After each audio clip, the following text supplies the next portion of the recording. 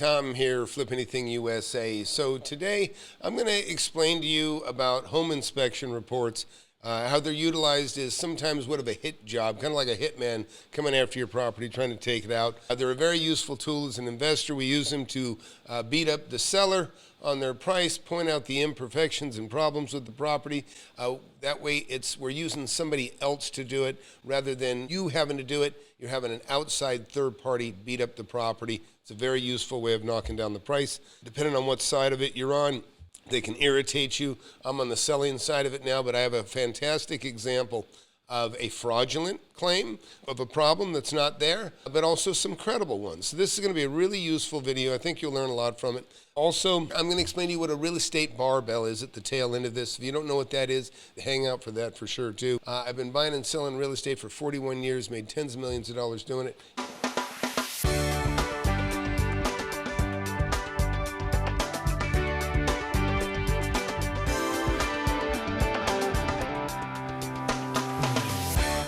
Right here. So look behind me here. All of this is going to come into play. This is really a pretty unique opportunity. Okay, so here's the home inspection report. I've got the names out because I don't want to call out anybody. I mean, actually, they did a very good job. The outfit that did this report did a very good job. So here's the home I just sold. Also, I priced this thing right. It sold for $5,000 over market. Then came the home inspection report, which is something that I anticipated and everybody should. So basically, this is just the disclaimer stuff. They're going to go in there, they're going to talk about some of the basic things. So I'm going to go through this quickly, so just to the most of the important stuff. These circle a couple of cracks in the slab. You know, this is just an inspector doing a thorough job. This is nothing, it means nothing. It's not a very substantive. Now this, I disclosed this. I told them about a branch coming down off a tree hitting the roof. I'm not even sure if that's how it was damaged, but I assume that's what happened. And of course the home inspector did catch it and he noted the damage there. And then he went in the attic and he also noted that there was some sealant used up in the attic space there. That's what that little yellow circle is about there. All credible stuff. Now this starts to get a little bit nitpicky here, but this is okay. There is some damage here. You know, this is a valley. You know, people have different ways of doing the valleys, roofers. I personally prefer metal. So they're referring to it here. Not a big deal. Now here, this is definitely a credible thing here. I'll bring this open a little bigger. And so what they're talking about is that the starter shingle, there is a starter shingle there, I see, but they're saying it wasn't utilized correctly.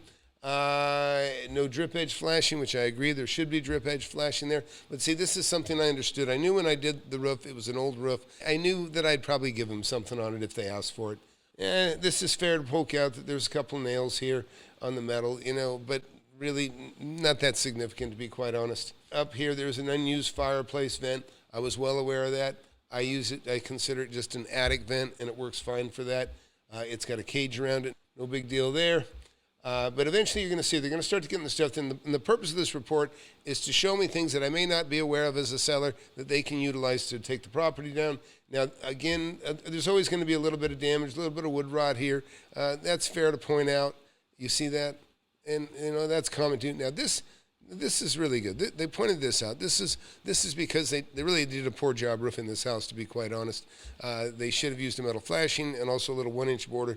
Drip edge, we call it, takes the water a little further out from the edge of the roof and the fascia. So that's all fair. Now, look at, they're pointing to a gusset plate. These are utilized in trusses, pre-made trusses. And they're pointing to a crack here. Guess what? That's not a big deal. I don't care about it. You know, they put these over joints anyways. You can see there's a joint right here. That's what they're for. They're to hold two pieces of wood together. So a crack there means nothing. Again, this is the inspector doing a thorough job. You can see there's a valley here. I prefer metal here, but this is fine. Again, I know the roof is not great. No surprise there.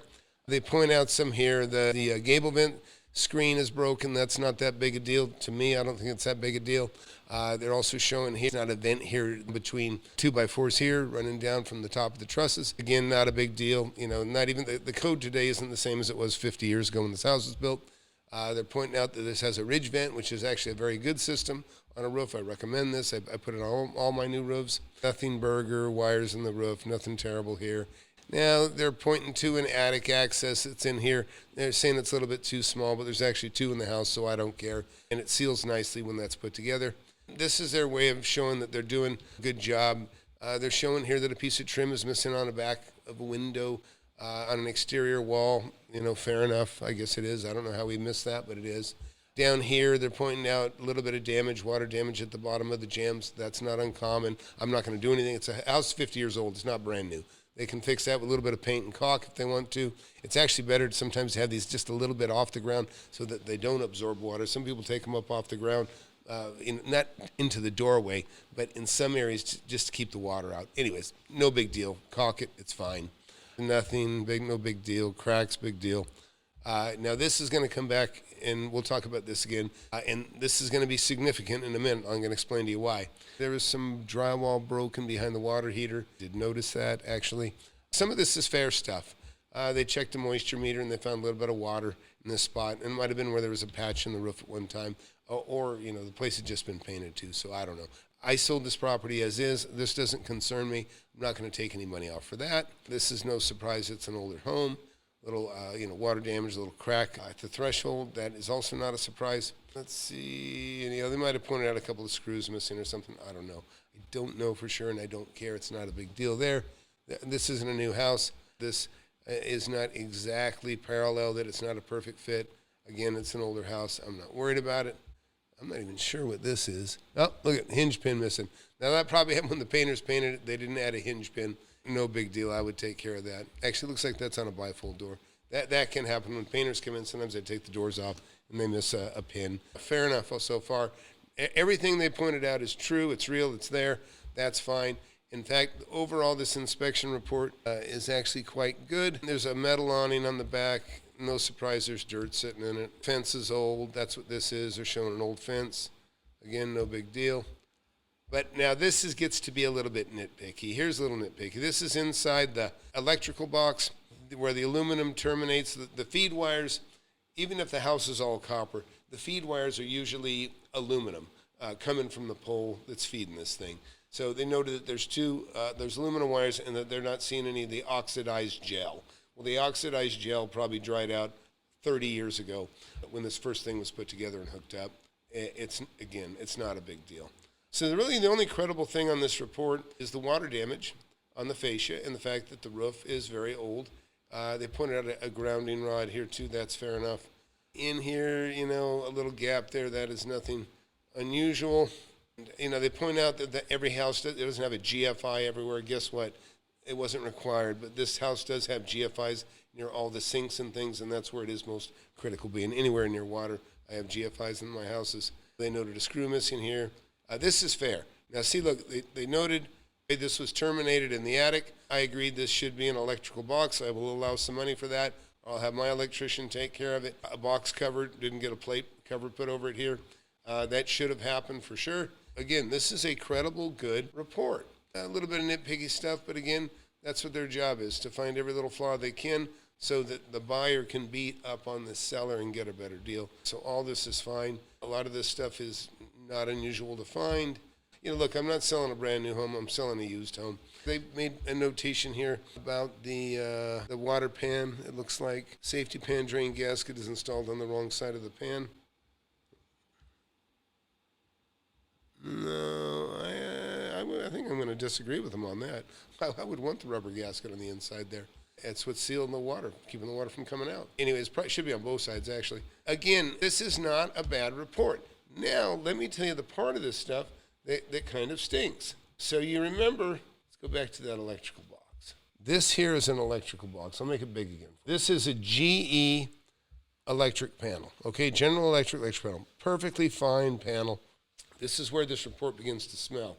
Independently, there is another report they sent over. Now, this is scope of work to replace a Zinsco panel. Well, this is where it starts to smell and makes you kind of wonder what's going on here. They have a panel here that they're saying the replacement total is going to be $5,200, not to exceed cost of additional materials up to $2,700. So they got a bloated bid here for $8,000 to replace that panel, which is a bloated bid, by the way. I would never pay that much. But it wouldn't even be necessary anyways, you can replace the breakers only. But Zinsco is, if this were true, this would be right. Zinsco and Federal Pacific are the worst panels ever come out in the 70s. They're so bad, companies are out of business, and they no longer make those panels, and you can buy special breakers to replace them. The breakers didn't trip like they should, and they cause fires and some other things, my understanding. But anyhow, I've always either replaced the entire box or replaced all the breakers. But here's what smells.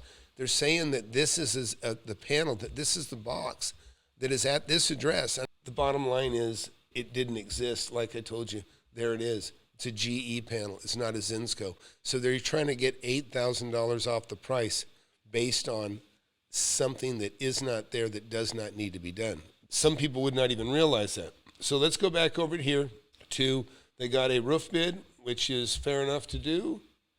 And we'll actually get with the roofer. Roofer's fine. Anyways, so they got a bid here for $9,886 for a new roof and for repairing the damage that they saw. I expected, if they asked for roof, some consideration for a new roof, I already planned on giving it to them. No problem. 10 grand. It's understood and accepted. So now let's get back to what they did. Is along with this stuff, they gave me an amendment to the contract. Now, keep in mind, I sold this property for $415,000, and they're basically asking for me to take $18,000 off. Remember, $8,000 of this bid was around that electrical box, which is BS. For the reasons I said, it doesn't exist. This contract was at $415,000, which I accepted, and then they wrote in here, additionally to all the other things, they went, have a licensed repairman investigate and repair the non-functioning dishwasher, have a licensed plumber replace exterior spigot in the backyard, have a painter caulk and paint the areas separated by the baseboards and crown molding, and please provide the receipt in 5 days. Because, see, they're running out of time to get out of this without a penalty. It's not all bullshit. The home inspection report, totally credible. So what I said is, sure, I'll give you 10 grand for the roof. These little things here I actually already fixed. These are minor things. I fixed those. The dishwasher did work. They just didn't realize how to turn it on, I guess. As far as the spigots go, they said there were a couple of them were leaking. I changed those out real quick, or my guys did. No big deal. So I did it, and then they were wanting me to sign this. I said, well, A, I'm not taking off $18,000. I said, I'll take off $12,000. I'll give you $10,000 for the roof, $2 grand to take care of all the little miscellaneous stuff that's important to you. And then I also reminded them that the electrical box was bullshit, and they didn't speak to it. They really should be apologizing for it after all. So I didn't accept this amendment because of this stuff that's written in here. I don't want to necessarily imply a warranty by saying I'm going to fix anything, because I sold this property as is. So I said, hey, remove all this. I've already fixed it. I don't want to see it. Adjust your price to being $12,000 off, which would be $403. They came back and they did exactly what I requested that they do, and that is an amendment, very clean, that just simply says seller agrees to properly orient the exterior spigots. They kind of pointed back toward the house. I put on new spigots that pointed away from the house. It's a reasonable request, no big deal for me.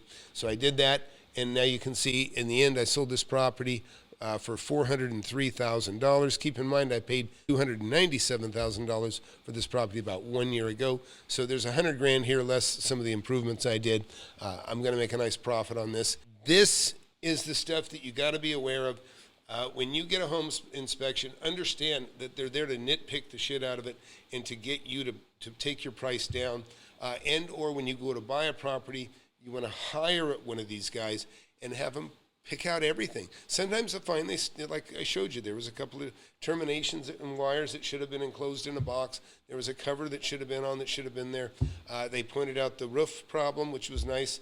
And then when they got to the electrical box, they actually served me having to take a trip over there, because they showed me that there's a GE box, not a Zinsco box, as the other claim that was made. In the end, I gave them 12 grand off. I'm still selling this for $100,000 more than I paid for it less than a year ago. So look, if you just got here, I want you to please hit that subscribe button, hit that like button. You'll learn a lot here on my channel. Next, I'm going to show you what a real estate barbell is. It's very important. It's how I've made tens of millions of dollars, and it's what I teach people in my class. So hang out, and that's going to come up next. Stop and listen. Time is on a mission to eliminate all of the snake oil and the fake gurus that fake y'all. He'll show you how to build an empire, starting with nothing but a desire. All you really need is a good mentor, not a used car bullshit. With time, you'll learn to crush it. Investing like Warren Buffett. With real estate, you cannot procrastinate. Everyone who hesitates is left at the starting gate. Hey, yo, so don't delay and join today. The mentorship and flip anything. USA, go. Do you know what a real estate barbell is? Well, you should hang out and find out, because it can make you millions of dollars if you understand how to create one. Real estate barbell is basically when you buy your own home and then you start investing and buying the properties around your home, and then you start investing and buying the properties all around your office or work or your place of business. And then eventually you start buying what's in between. I bought all around my home, and then I bought all around my office and everywhere in between. And you're about to see how you can do the same.